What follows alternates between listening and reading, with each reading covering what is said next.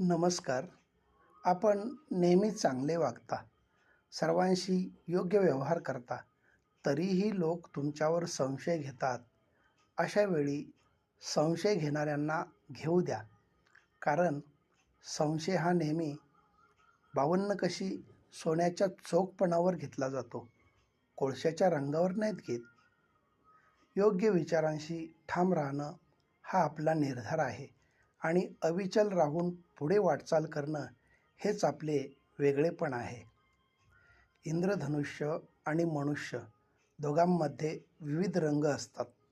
फरक इतकाच की इंद्रधनुष्याचे रंग डोळ्यांनी व माणसांचे रंग अनुभवाने पाहता येतात. वेळ, सद्भावना, आदर, आपुलकी आणि सन्मान ही खूप मोठी संपत्ती आहे. कुणाला द्यायची असेल तर यापेक्षा चांगली भेटवस्तू कोणतीच असू शकत नाही. नेहमीच गप्प राहणं तसं खूप फायद्याचं असतं, पण कधीकधी ते धोकादायक ठरू शकतं. वेळेची गरज ओळखून स्वतःचं मत मांडणं खूपच गरजेचं असतं.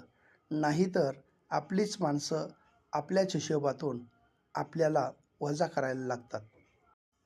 क्रोध, राग, संताप आणि चीड या सर्व एकाच भावनेच्या दाहक छटा आहेत. आगपेटीतील काडी इतर कशाला आग लावण्यापूर्वी स्वतः पेटते, अगदी तसाच आपला राग इतर कुणाला बर्बाद करण्यापूर्वी आपल्यालाच पहिल्यांदा बर्बाद करतो.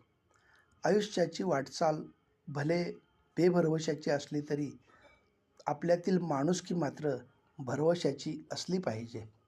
धन्यवाद.